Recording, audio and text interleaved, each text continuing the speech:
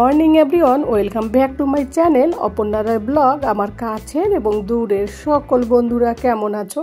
আশা করি যে যেখান থেকে আমার এই ভিডিওটি দেখছো সকলে ভালো আছো এবং সুস্থ আছো, আর আমরাও বেশ ভালো আছি। আজ রাখি পূর্ণিমা। রাখি পূর্ণিমার অনেক অনেক শুভেচ্ছা আমার সমস্ত ভাইদের। আমার পৃথিবীর সমস্ত ভাইরা যেন ভালো থাকে এবং সুস্থ থাকে।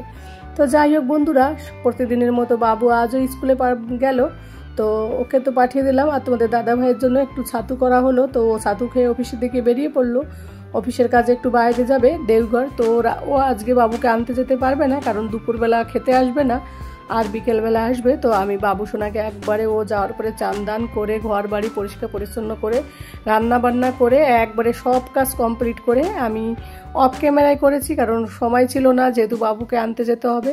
তো সব কাজ ঘরে বাইরে একা নিজেকেই করতে হবে, তার জন্য আর আমি সব কিছু তোমাদের সঙ্গে শেয়ার করলিনি। তো তারপরে যখন বাবুকে আনতে গেলাম তখন একটুখানি তোমাদের সঙ্গে শেয়ার করছি। আর এই দেখো, আমি যদি বাবু সোনাকে আনতে যাই তাহলে একটু খেলাধুলো করে। এই স্কুলের এখানটা যে ইয়েটা আছে, দোলনাটা আছে, তো এখানটা একটু দোলনা করছিল, ঘুরছিল। তারপর কিছুক্ষণ করে বাবুকে বললাম চলো বাবু এবার বাড়ি চলো। তো যাই হোক, আবার মিস্ত্রি আসবে, ওয়াশিং মেশিনটার একটু ডিস্টার্ব হচ্ছে। তো দেখো আমি আর বাবু সোনা হেঁটে হেঁটে বাড়ির দিকে যাচ্ছে। আমাদের ঘর থেকে স্কুলটা খুব একটা দূর না, মাঝখানে এই পুকুরটা, তারপরে স্কুল। আর ছাদের থেকে এই জায়গাটা মনে হয় জঙ্গল। অ্যাকচুয়ালি কী বলতো, দূরের থেকে লম্বা লম্বা গাছ, তো রাস্তাঘাট আর দেখা যায় না ছাদের থেকে, কিন্তু বাইরে বেরোলে আর ওরকম মনে হয় না। আর যেহেতু আজ অতটা রোদ ছিল না, খুব একটা কষ্ট হয়নি। কি বলতো, রোদ থাকলে ভীষণ কষ্ট হয়। তারপর ঘরে এসে বাবু বলল কী রান্না হলো, তো বাবুকে একটু দেখালাম। ভেন্ডি রান্না করেছিলাম আর ঝিঙে। যেহেতু তোমাদের দাদা ভাই নেই সেজন্য অত কিছু বেশি রান্না করিনি। বাবু আবার একটু ভেন্ডি খেতে ভালোবাসে তাই।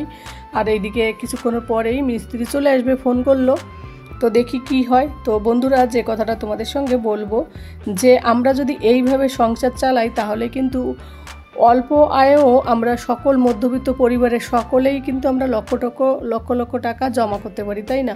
তো ব্যাপারটা হচ্ছে এইটা, আমরা সবাই যদি একটু হিসাব করে চলি, বিশেষ করে হাউস ওয়াইফরা, তাহলে কিন্তু দেখবে আমাদের সংসারের টাকা অনেকটা সেভ হবে। এই দেখো না, আমার ওয়াশিং মেশিনটা খারাপ হয়ে গেছে।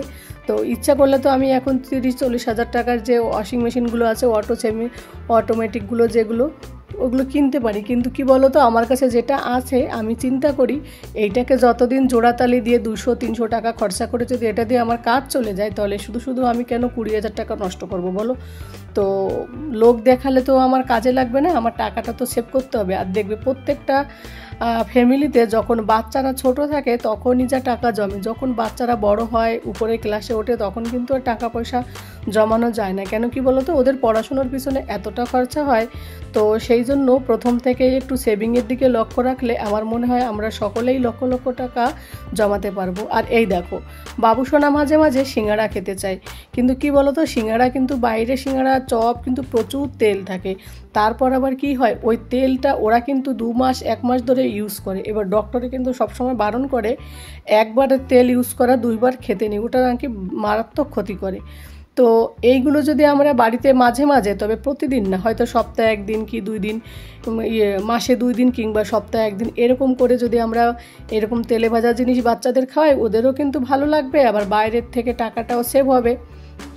একটা সিঙ্গাড়ার দাম আমাদের এখানে 10 টাকা, কিন্তু সেই 10 টাকায় কিন্তু এই বাড়িতে যদি আমি বানাই অনেকগুলো সিঙ্গাড়া যাবে, তাই না? তো যাই হোক, ওই জন্য বাইরে থেকে খাবার কিনে না দিয়ে বাড়িতেই যদি আমরা বাচ্চাদেরকে এইভাবে হালকা করে বানিয়ে দিই, তাহলে কিন্তু ওরা বেশ খুশিও হবে, টাকাটাও সেভ হবে। আর কি বলো তো, বাইরের সিঙ্গাড়াতে কি থাকে, ময়দা থাকে, আর বাড়িতে বানালে নিশ্চয়ই একটু আটা দেওয়া হবে, ময়দা না দিলেও চলবে, যদিও আমি শুধু আটা দিয়ে করেছি। আর বাবু সোনার আলু পরোটার জন্য যে আলুটা ছিল সেটা দিয়ে করে দিলাম। এবার ও চেয়েছিল ম্যাগি খেতে, এবার ম্যাগি তো পুরো সম্পূর্ণটা ময়দা, তাই না? তো 10 টাকার ম্যাগিতে কি হয়, তার থেকে দেখো আমি একটা রুটি দিয়ে কতগুলো সিঙ্গাড়া বানিয়ে দিলাম, বাবুকে 4টে সিঙ্গাড়া বানিয়ে দিলাম। তো এইভাবে যদি প্রত্যেকটা কাজ আমরা করি, যে কোনো জিনিস ছোটোখাটো, তারপর আবার কি বলো তো, যারা যাদের একটু হিসাব যারা করতে পারো না, তারা কি করবে, প্রথম থেকে যখন শুরু করবে হিসাব করাটা না, যে আমি এই মাসে একটু কম খরচা করব, তাহলে একটা ডায়েরি বানিয়ে নেবে। আজকের দিনে তুমি কি কি খরচা করলে সমস্তটা ডায়েরিতে লিখে রাখবে। 1 টাকা দিয়ে যদি একটা চকলেটও খাও, 5 টাকা দিয়ে যদি একটা কুরকুরেও খাও, সেটাও ডায়েরিতে লিখে রাখবে। তাহলে কি হবে, এই ছোট ছোট হিসাবগুলো যদি আমরা লিখে রাখি, তাহলে আমরা বুঝতে পারবো যে আমরা কোথায় বাজে খরচা করি, কোথায় আমরা টাকা নষ্ট করি। করি বেশি করে। তারপরের দিন থেকে, পরের সপ্তাহ থেকে আস্তে আস্তে দেখবে নিজেদের মধ্যেও চলে আসবে যে এইভাবে সংসারে খরচা যদি কম করি তাহলে হয়তো আমাদের সংসারে টাকাটা সেভ হবে। তো যাই হোক বন্ধুরা, আর এই দিকে দেখো তোমাদের দাদা ভাই ওই অফিসের কাজে বাইরে থেকে ফেরার পথে মাছের বাজারে দেখলো মাছ। তো এখানে যেহেতু মাছ পাওয়া যায় না, তোমাদের তো অনেক দিন আগেই বলেছি, তো ও কী করেছে, ওখানটায় এই মাছের দাম নেয়, রুই মাছের দাম তাজা 180 টাকা করে কিলো, কিন্তু আমরা এখানে থাকি, এখানে নেয় 250 টাকা করে কিলো। কিন্তু তাই তোমাদের দাদাভাই বুদ্ধি করে দেখো 3 কিলো রুই মাছ নিয়ে এসছে, সঙ্গে নিয়ে এসছে শোল মাছ। যারা শোল মাছ খায় তারা হয়তো চেনে। তো শোল মাছটাও 160 টাকা করে নিয়েছে, আরও কম নিয়েছে। তো ওখান থেকে এতগুলো প্রায় 5 কিলো মতো মাছ নিয়ে এসছে। এবার এই মাছগুলো আমরা যদি এখান থেকে কিনতাম অনেক টাকা লাগতো আমাদের, প্রায় 1000 টাকা, 1200-1250 টাকার মতো লাগতো। কিন্তু এখানে দেখো কত কম টাকার মধ্যে হয়ে গেল এই মাছটা। তো এইভাবেও কিন্তু একটু একটু করে সেভ করতে পারি। বাজারে কোনো কিছু যদি একটু কম দাম পাওয়া যায়, যেটা বাড়ির কাছে কম দাম, সেটা যদি দূরে কোথাও কম দাম পাওয়া যায়, সেটাও কিন্তু একটু বেশি করে এনে স্টোর করে রাখলে কিন্তু সেটাতেও কিন্তু আমাদের টাকা সেভ হয়। আমরা কিন্তু সকলে একটু বিন্দুতে, বলে না লোকে, যে আমরা হয়তো বইতে অনেকে পড়েছি, বিন্দুতে সিন্ধু গড়ে ওঠে। একটু একটু একটু করে যদি জমানো হয় তাহলে দেখবে সেই একটু একটু টাকাটা অনেক বেশি করে জমাও হয়ে যাবে। আমাদের কাছে মনে হয় দূর এই 2 টাকা 3 টাকা বাঁচিয়ে কি হবে, কিন্তু ওই 2-3 টাকা করে সেভ করতে করতে এক সময় দেখবে তোমাদের কাছে লাখ লাখ টাকা জমা হবে। তারপরে এই যে কি পেলো কচু, এই কচুটা এখানটায় এর আগে আমি নিয়েছি, ভালো না। তো বললো দেখি, তো ও তো খেয়াল নেই, ছেলে মানুষ তো, ওখান থেকেও নিয়ে এসছে। তো এই কচুটা জানি না কেমন হবে, তোমাদের সঙ্গে শেয়ার করবো নিশ্চয়ই রান্না করার পর। এই কচুটা এনেছে আর ওই মাছ, 2 প্রকার মাছ নিয়ে এসছে বাজার থেকে, ফেরার পথে। তো যাই হোক বন্ধুরা, প্রত্যেকটা কাজ, তাই বলছি, যারা হিসাব করতে যাদের টাকা জমে না, তারা প্রত্যেকটা কাজ, প্রত্যেকটা দিনে কি কি খরচ করো প্রত্যেকটা লিখে রাখবে। আর এইদিকে দেখো ওয়াশিং মেশিনের যে মোটরগুলো পাল্টানো হয়েছে, এইগুলো কিন্তু মিস্ত্রি ফিরি নিয়ে যেতে চেয়েছিল, কিন্তু আমি কিছু বলিনি, তার জন্য নেয়নি। এইগুলো যদি আমি বিক্রি করি অন্য কোথাও হয়তো কিছু টাকা পাবো, সেখানে আমি 200 টাকা পেলেও সেই টাকাটা তো আমার থাকবে না, কাউকে ফিরি দিলে কি হবে বলো। তো যাই হোক, তারপরে ও তো এত গরিব না যে ওকে ফিরি দিতে হবে, যে ভদ্রলোক ঠিক করতে আসে অ্যাকচুয়ালি। তো যাই হোক, ওয়াশিং মেশিনটা ঠিক করা হয়ে গেল, দেখি কতদিন চলে, যতদিন চালাতে পারি ততদিন চলবে।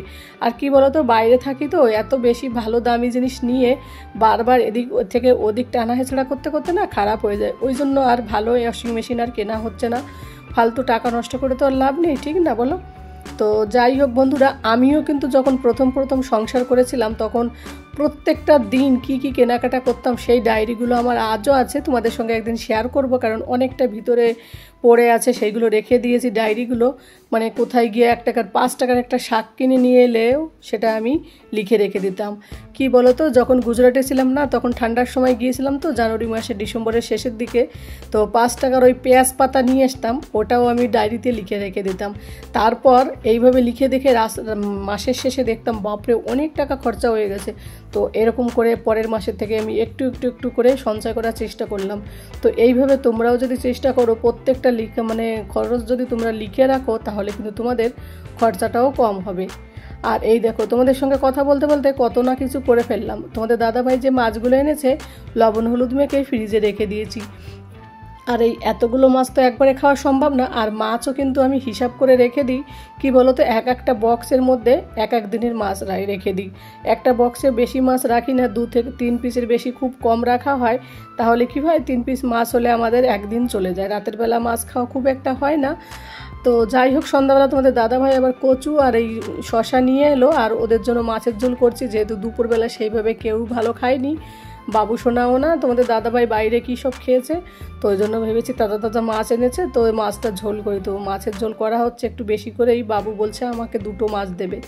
তো তাজা মাছ নিয়ে এলে একটুখানি বেশি করেই রান্না হয়। আজ ভাত রান্না হচ্ছে রাতের বেলা, রুটি আর করা হচ্ছে না। সারাদিনের খাওয়া দাওয়া ওদের সেরকম হয়নি, তার জন্য একটুখানি ভেবেছি মাছের ঝোলটাই করি, গরম গরম ভাতের সঙ্গে খেতে কিন্তু দারুণ লাগবে।